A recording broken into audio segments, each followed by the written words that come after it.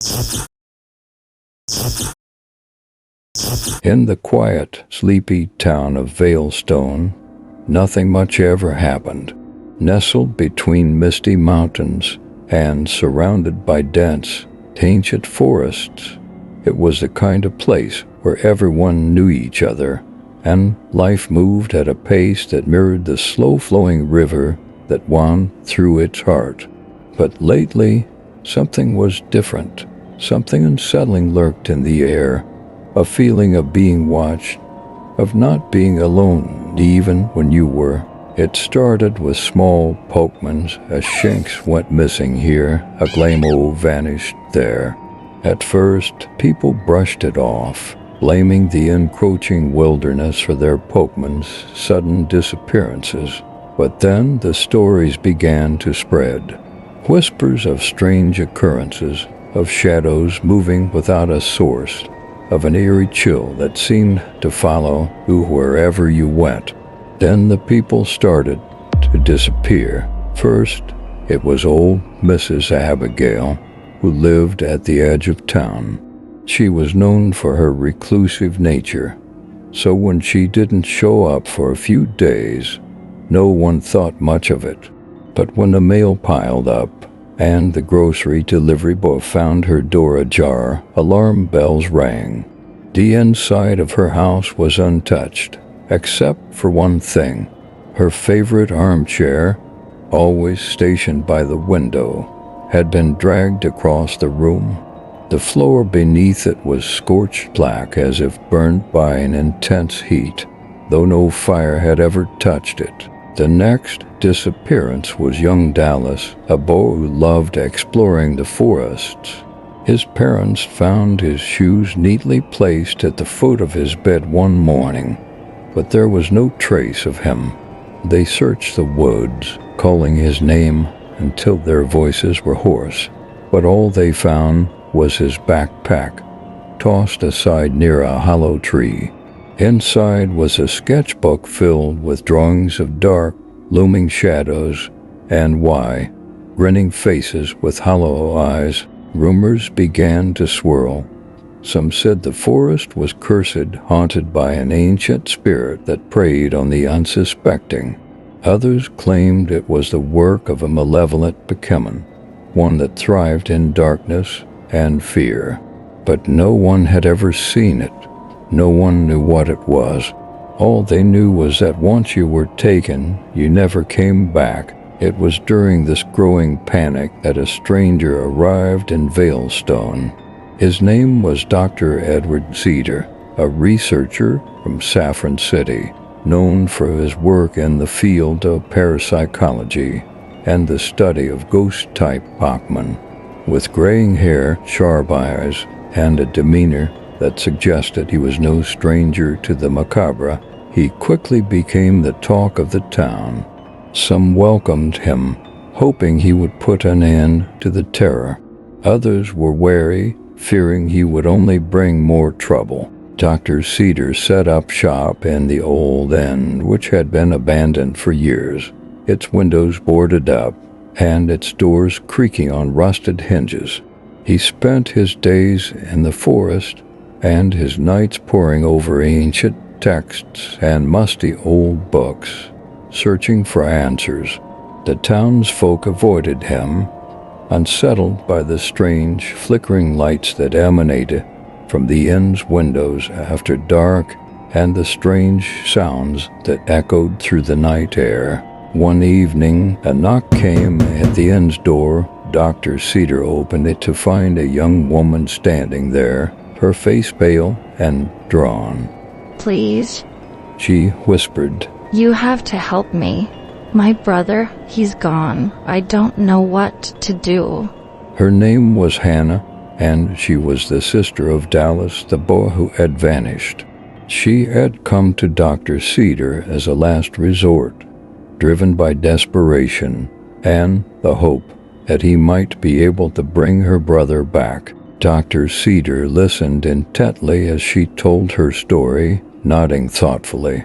When she was finished, he asked her if she had noticed anything unusual before Dallas's disappearance, Anything at all, no matter how small. Hannah hesitated, then spoke in a low voice. There was one thing. The night before he disappeared, Dallas said he saw a shadow outside his window. But it wasn't a normal shadow. It moved on its own, and it was shaped like a person, but twisted, like something out of a nightmare. Dr. Cedar leaned forward, his eyes narrowing. Did he describe it in any more detail? Hannah shook her head. No, but he was terrified. He didn't sleep at all that night, and the next day he was gone. Dr. Cedar stood up, his mind racing. I need to see his room, he said. Take me there, and don't touch anything until I've had a look. Hannah led Dr. Cedar to her home, a small, cozy house on the outskirts of town. Dallas's room was just as he had left it, bed unmade, clothes strewn about, and the windows slightly ajar. Dr. Cedar walked around the room, his keen eyes scanning every corner, every shadow. Then he saw it, a faint, almost imperceptible mark on the wall beside the window, as if something had brushed against it. He ran his fingers over the spot, feeling a chill that seeped into his bones. This isn't natural, he muttered to himself, pulling a small device from his bag. It was a spirit sensor, designed to detect the presence of ghost-type Pokémon. He held it up to the mark, and the device immediately began to emit a low, ominous hum. There is something here, Dr. Cedar said, turning to Hannah, something powerful. I need to investigate further, but I must warn you, this may not be easy to understand, and it could be dangerous. Hannah nodded, her fear evident but outweighed by her determination. I just want my brother back.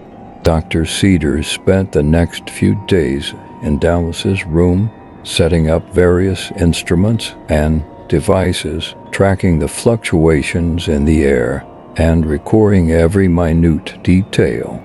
The spirit sensor hummed constantly, and the room grew colder with each passing day until it felt as though the very air was being sucked out, leaving a void in its place. One night, as Dr. Cedar sat in the darkened room, he heard it, a soft, barely audible whisper. It was a sound that seemed to come from everywhere and nowhere at once, a voice that slipped through the cracks in the walls and the spaces between the seconds. Dr. Cedar's heart raced as he followed the sound, his breath visible in the freezing air. The voice grew louder, more desperate, leading him to the corner of the room where Dallas's backpack had been found. He knelt down, his hands shaking, and pulled the sketchbook from the bag. As he flipped through the pages, the drawings became darker, more disturbing. The shadowy figures Dallas had drawn were not just random shapes.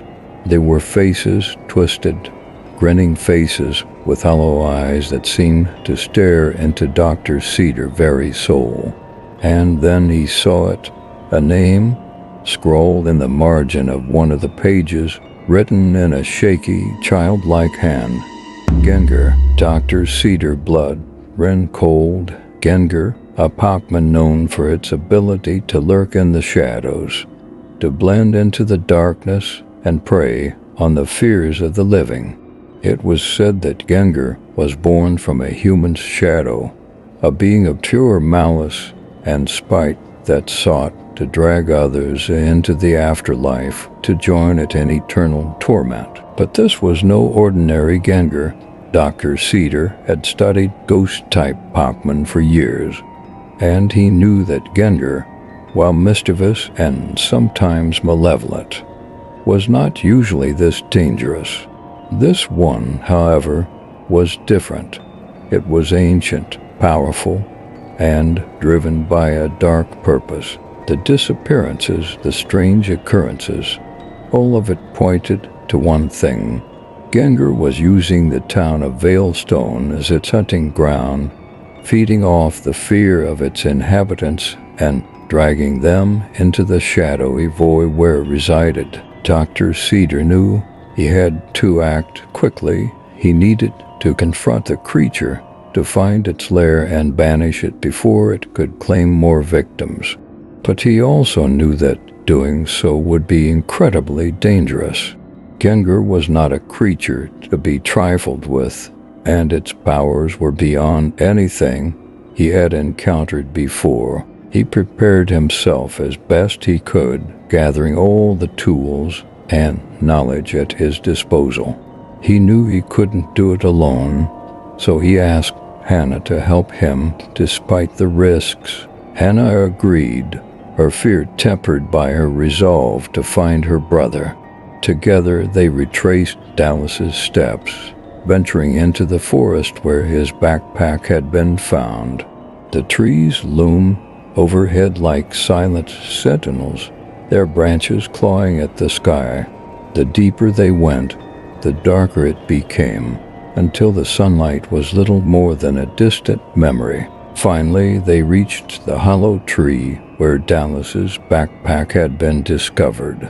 The air around it was thick with an oppressive, suffocating energy, and the spirit sensor in Dr. Cedar's hand went wild, emitting a high-pitched whine that set his teeth on edge.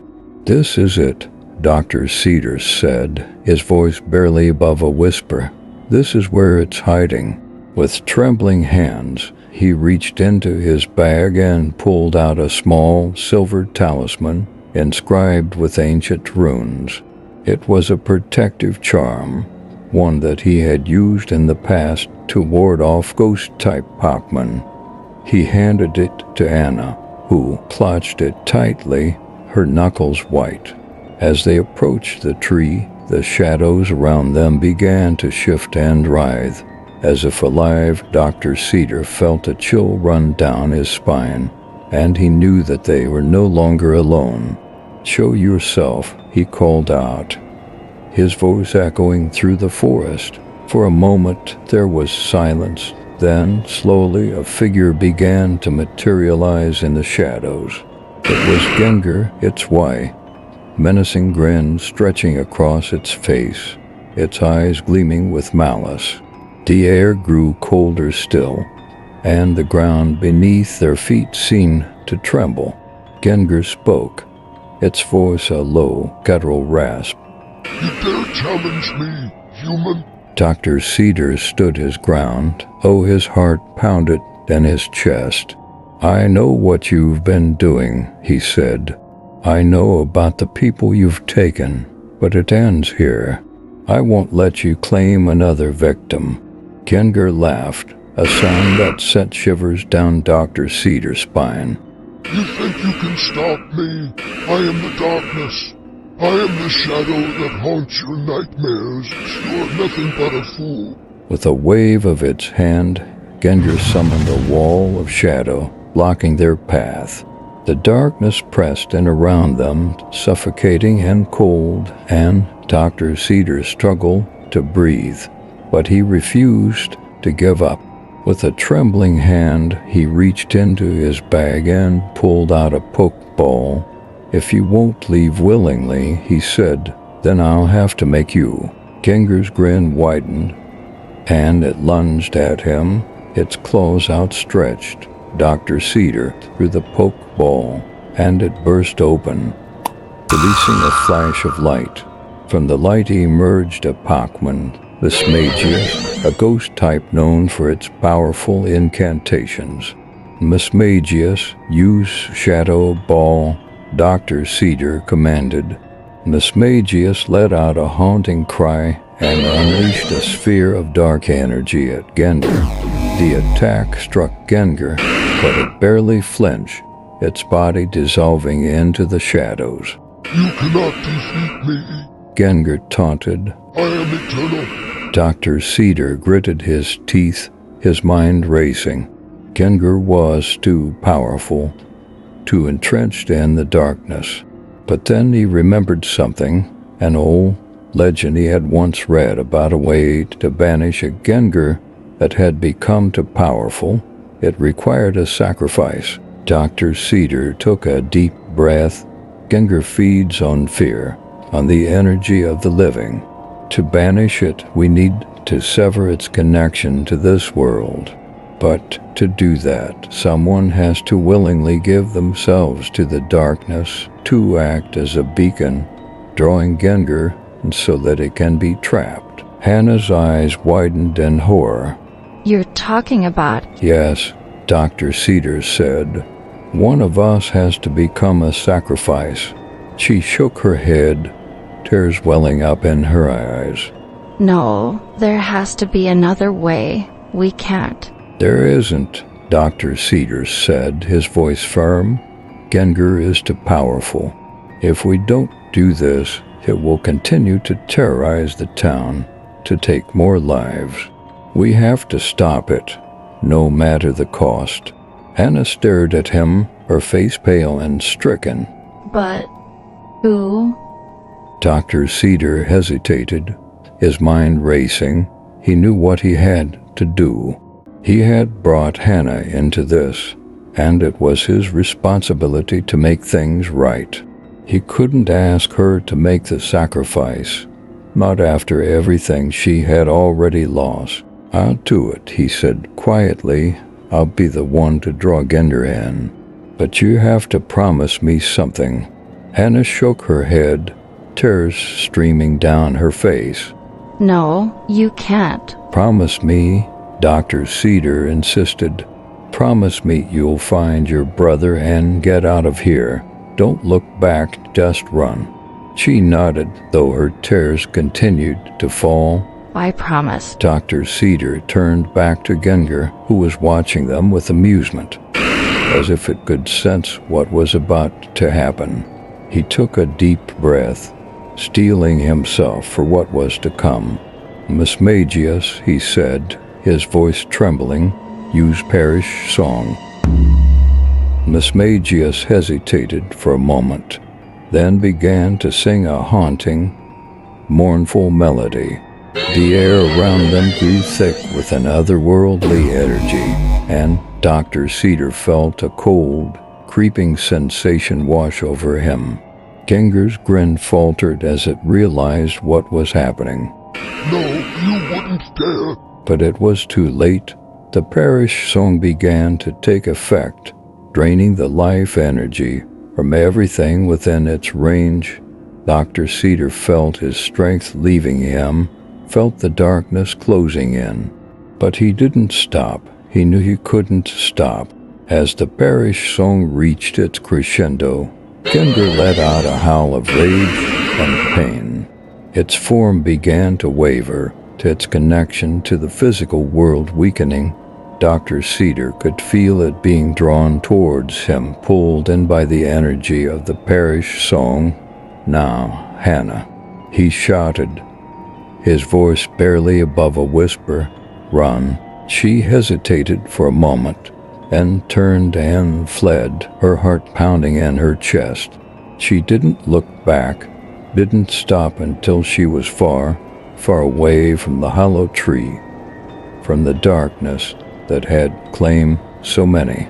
Dr. Cedar watched her go, a faint smile on his lips. He had done it. He had saved the town, saved Hannah. But the cost had been high. As the darkness closed in around him, he felt Gengar's presence, its malevolent energy pressing down on him. But he wasn't afraid. He had faced death before, had looked into the abyss and emerged unscathed.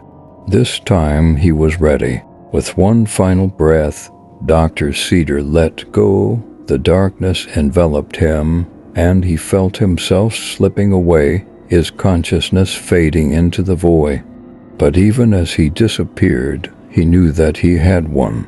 Gengar was gone, banished to the shadows, where it could no longer harm anyone.